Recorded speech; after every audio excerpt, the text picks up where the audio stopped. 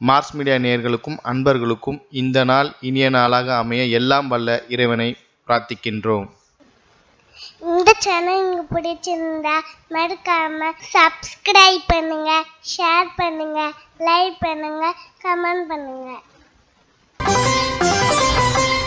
எனதொருமை சிம்ம ராசி நேயர்களே, இந்த அருமையான பதிவில் நம்ம என்ன பார்க்க போறோம் அப்படின்னா, நிகழும் மங்களகரமான குரோதி வருடம் பங்குனி மாத ராசி பலன். இந்த பங்குனி மாதம் உங்களுக்கு எப்படிப்பட்ட மாதம், எந்தெந்த கிரகங்கள் உங்களுக்கு அற்புதமா சப்போர்ட் பண்றது, எந்த கிரகங்கள் மூலமா நீங்க கவனமா இருக்கணும், பரிகாரமா என்ன பண்ணினா ரொம்ப விசேஷம் அப்படிங்கறத பத்தி நம்ம இப்ப தெளிவா பார்க்க போறோம். ஃபர்ஸ்ட் ஆஃப் ஆல், உங்களோட ராசிநாதன் சூரிய பகவான் எங்க இருக்காருயா? அஷ்டம ராசியில இருக்காரு. 8ஆம் இடம் அப்படின்னாலே அவர் ஸ்ட்ரைட்டா 7ஆம் பருவம் உங்களோட தனவாக்கு குடும்பஸ்தானத்தை பார்க்காரு.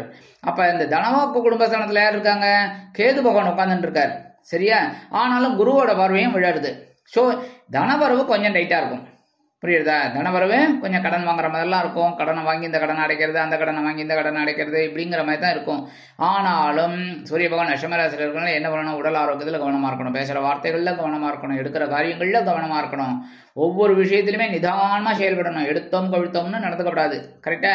அடுத்தபடியா 2ஆம் வீட்டு அதிபதியும் 11ஆம் இடத்து அதிபதியுமான புத பகவான் அஷ்டமராசியில இருக்கார். மறைந்த புதன் நிறைந்த லாபத்தை கொடுப்பார்னு ஒரு விதி இருக்கு. ஆனா நீச்சம் அடைஞ்சிருக்கார். பலமே இல்லாதவர் அவர் என்னத்த பண்ண முடியும்? அதனால கவனமா இருக்கணும். எந்தெந்த விஷயத்துல? 2ஆம் இடம் அப்படிங்கும்போது தனவாக்கு குடும்பம், பேசுற வார்த்தைகள்ல கவனமா இருக்கணும். குடும்பத்துக்கு தேவையான பொருள்லாம் வாங்கி போடுங்க. ஆனா விலை உயர்ந்த பொருள்லாம் வாங்கும்போது யோசிச்சு வாங்குறது நல்லது. கடனை வாங்கி நம்ம கடன்ல மாட்டிக்கிற மாதிரி ஆயிடும். சரியா? அடுத்தபடி லாபம் எதுல வரும்? தொழில் வியாபாரத்துல. ஸோ தொழில் வியாபாரத்துல கொஞ்சம் கவனமா இருக்கணும். அப்புறம் உத்தியோகத்துல நீங்க எடுக்கிற வேலைகள்ல கவனமா இருக்கணும். சரியா? இருந்தாலும் 18/3/2025 முதல் இந்த புத பகவான் வக்ரகதியில களத்திர ஸ்தானத்துக்கு வந்துடுறார். வாழ்க்கை துணை மூலமா சில பிரச்சனைகள் வரும். வாழ்க்கை துணை மூலமா. அதனால அவங்களெல்லாம் கொஞ்சம் அட்ஜஸ்ட் பண்ணிட்டு போறது நல்லதுங்க. நண்பர்களையும் அதை அனுசரிச்சு போறது நல்லது. 30/3/2025 முதல் இந்த புத பகவான் வக்ர நிவர்த்தி ஆறது பரவாயில்லை அப்படின்னாலும் மேற்கூறிய பலன்கள்ல கொஞ்சம் கவனமா இருக்கணும். ஒவ்வொரு விஷயத்துல, நண்பர்கள் விஷயத்துல, கூட்டாளிகள் விஷயத்துல, வாழ்க்கை துணையோட உடல் ஆரோக்கியத்துல, இந்த மாதிரிலாம் சில நேரங்கள்ல குடும்பத்துல சில குழப்பங்கள்லாம் வரும். அதெல்லாம் கொஞ்சம் அனுசரிச்சு போறது நல்லது. 10/4/2025 முதல் இந்த புத பகவான் மறுபடியும் அஷ்டமராசிக்கு வந்துடுவார். நீச்சம் அடைந்தா வரார். அப்ப மறுபடியும் உடல் ஆரோக்கியத்துல கவனமா இருங்க. சரியா?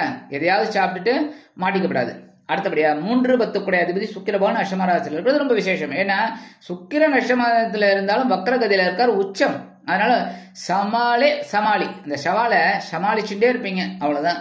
உடன்பிறப்புகளின் மூலம் சில குழப்பங்கள் இருக்கும். அதே மாதிரி உத்தியோகத்துல, தொழில் வியாபாரத்துல கொஞ்சம் கவனமான ஒரு போக்கு கண்டிப்பாக தேவைப்படும். அடுத்தபடியா 4/9 அதிபதி செவ்வாய் பகவான் லாபஸ்தானத்துல இருக்கார். அற்புதம். இவர் உங்களுக்கு தைரியத்தை கொடுத்துட்டு இருக்காரு. ஏன்னா செவ்வாய் எப்பவுமே தைரியம். செவ்வாய் கிட்ட மட்டும் மோதிக்கவே கூடாது. புரியுறதா? செவ்வாயை அனுசரிச்சு போனாதான் வெற்றி. செவ்வாயை நீங்க முட்டி மோதணும்னா அவ்வளவுதான், முடிஞ்சு போச்சு. அதனால இந்த செவ்வாய் தான் லாபஸ்தானத்துல இருந்து உங்களுக்கு உபஜயஸ்தானமா ஒரு 11ஆம் இடத்துல இருந்துட்டு ஒரு நல்லது பண்ணிட்டு இருக்காரு. சொத்து சேர்க்கை சில பேருக்கு இருக்கு. தந்தையாரின் ஆதரவு, தந்தையாரின் ஆசிகள், தந்தையாரின் வருமானம், பிதுரார்ஜித சொத்துக்கள் இதெல்லாம் வரத்துக்கு உங்களுக்கு வாய்ப்புகள் இருக்குங்க. 7/4/2025 முதல் இந்த செவ்வாய் பகவான் எங்க வராருன்னு பாத்தீங்கன்னா விரயராசியான 12ஆம் இடத்துக்கு நீச்சம் அடைஞ்சு விடுறாரு. சோ செலவுகள் கட்டுக்கடுங்காமல் வரலாம். புரியுறதா? ஏதாவது ஒரு விஷயத்துல ஒண்ணு சொத்து வாங்கலாம். 4ஆம் இடம் அப்படிங்கறனால 4ஆம் வீட்டு அதிபதி அப்படிங்கறனால சொத்து வாங்குறதுக்கு வாய்ப்புகள் இருக்கு. ஏதாவது ஒரு வீடு, மனை இதெல்லாம் வாங்கணும்னா செலவு தானே.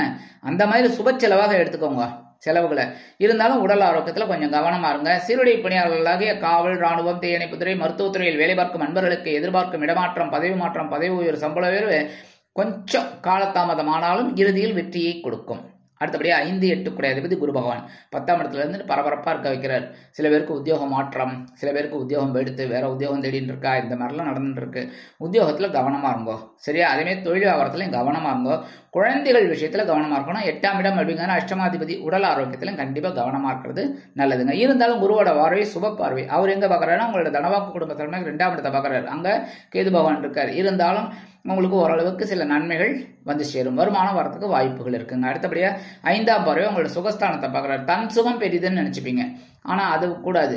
சரியா? தன் சுகம் பெரியது, அது அடுத்தது. ஆனா எல்லாரையும் அரவணைச்சுட்டு போறது நல்லது. குடும்பத்துல முக்கியமா குடும்பம். ஏன்னா வீட்டுக்குள்ள போறதே குடும்பத்துக்கு அதுதானே. அதனால கணவனாக இருந்தால் மனைவி, மனைவியாக இருந்தால் கணவனும் அனுசரித்து நடந்து கொள்வது நல்லது. அடுத்தபடியா 9ஆம் பார்வை உங்களோட பகிர்வு ரோகஸ்தானத்தை பார்க்கிறார். ஓரளவுக்கு உத்தியோகத்துல ஒரு மறைமுக எதிர்ப்புகள் இருந்தா கூட அதை வெற்றி அடையக்கூடிய ஒரு வாய்ப்புகள் உங்களுக்கு கிடைக்குதுங்க. எடுக்கிற காரியங்கள் உங்களுக்கு ஜெயமாகும். அடுத்தபடியா 6, 7 கூடிய அதிபதி சனீஸ்வர பகவான் களத்திரஸ்தானத்துல இருக்கார். 7ஆம் இடத்து அதிபதி 7ஆம் இடத்துல இருக்கார். வாழ்க்கை துணை மூலமா கொஞ்சம் குழப்பம்தான், நண்பர்கள் மூலமா கொஞ்சம் குழப்பம்தான், இதெல்லாம் கொஞ்சம் அனுசரிச்சு போகணும். இருந்தாலும் இந்த சசயோகம் கொஞ்சம் உங்களுக்கு ஒர்க் அவுட் ஆகும், சரியா? அதனால ஓரளவுக்கு சமாளிப்பீங்க, பரவாயில்ல.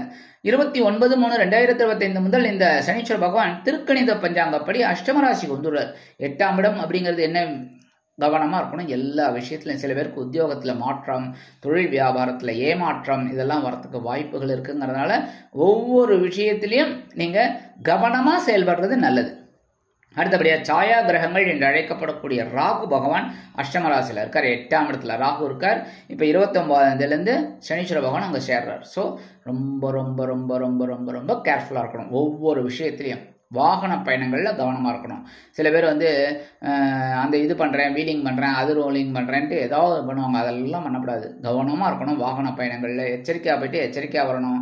அதே மாதிரி பேசுற வார்த்தைகள், குடும்பத்துல குழப்பங்கள் வரும், இதெல்லாம் வந்து தாயார் அனுசரிச்சு போறது நல்லது, தகப்பனார் அனுசரிச்சு போறது நல்லது. முக்கியமா உடல் ஆரோக்கியத்துல கவனமா இருக்கிறது ரொம்ப விசேஷங்க. அடுத்தபடியா கேது பகவான் பரவாயில்ல, 2ஆம் இடத்துல இருந்தாலும் குருவோட பார்வையை வாங்குறதுனால ஓரளவுக்கு உங்களுக்கு ஆன்மீக விஷயங்கள் கை கொடுக்கும்.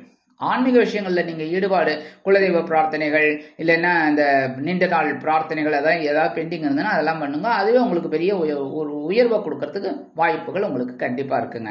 அடுத்தபடி நீங்க எதிர்பார்த்த அந்த பரிகாரம், முருகப்பெருமான் வழிபாடு கண்டிப்பா பண்ணணும். ஏன்னா செவ்வாய் பகவான் நீச்சம் அடைகிறார், அதுவும் எங்க விரையராசியில. ஸோ கவனமா இருக்கணும். செலவுகள் மட்டுப்படணும் அப்படின்னா நீங்க வந்து முருகப்பெருமான் வழிபாடு, எம்பெருமான் முருகப்பெருமானை செவ்வரளி மாலை கொண்டு நெய் தீபமேற்றி வழிபாடு பண்ணுங்க. சுபகாரிய நிகழ்ச்சிகளில் இருந்து வந்த தடை தாமதங்கள் விலகும். அடுத்தபடியா மகாலட்சுமி தாயார் பெருமாளை மகாலட்சுமி தாயாரையும் வியாழக்கிழமை நேர பெருமாள் கோயிலுக்கு போயிட்டு பெருமாளையும் தாயாரையும் துளசி மாலை கொண்டு சேவிச்சுட்டு வாங்க. உங்களோட துயரங்கள்லாம் அப்படியே சூரியனை கண்ட பனித்துளி போல் மறையும். அடுத்தபடியா புற்றுக்கோயில் கண்டிப்பா ஒவ்வொரு இதுலயும் நான் சொல்லுவேன். ஏன்னா 2ஆம் இடம் 8ஆம் இடம் போது இந்த சாயா கிரகங்கள் அங்க இருக்கும்போது நம்ம அதுக்கு உண்டான பரிகாரங்களை நம்ம செய்யணும், அப்பதான் நல்லது, சரியா?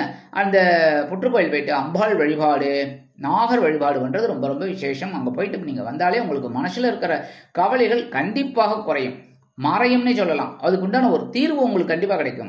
அதனால புற்றுக்கோயில் போயிட்டு வாங்க. எப்பன்னு கேட்குறீங்களா? செவ்வாய்க்கிழமை, வெள்ளிக்கிழமை, ஞாயிற்றுக்கிழமை 3 நாள் போங்க. முடியல அப்படின்னா வாரத்துக்கு 1 நாள் கண்டிப்பா போயிட்டு வாங்க. அது செவ்வாய்க்கிழமை இருந்தாலும் பரவாயில்ல, வெள்ளிக்கிழமை இருந்தாலும் பரவாயில்ல, ஞாயிற்றுக்கிழமை இருந்தாலும் பரவாயில்ல. ஏதோ ஒரு நாள் நீங்க போயிட்டு வர்றது அற்புதமான பலன்கள் உங்களுக்கு கண்டிப்பா கிடைக்கிறதுக்கு ஒரு வகை வாய்ப்புகள் அருமையாக வந்து சேரும். ஆக இந்த சிறு பரிகாரத்தின் மூலம் குரோதி வருடம் பங்குனி மாதம் அற்புதமான ஒரு மாற்றம் தரும், ஏற்றம் தரும், முன்னேற்றத்தை அள்ளித்தரும் மாதமாக அமையும் என்று கூறி விடைபெறுகிறேன். நன்றி, வணக்கம். மீண்டும் ஒரு அருமையான பதிவில் நான் உங்களை மனமகிழ்ச்சியோடு சந்திக்கிறேன். வாழ்த்துக்கள். வாழ்க வளமுடன். இந்த சேனல் உங்களுக்கு பிடிச்சிருந்தா மறக்காம சப்ஸ்கிரைப் பண்ணுங்க, லைக் பண்ணுங்க, ஷேர் பண்ணுங்க.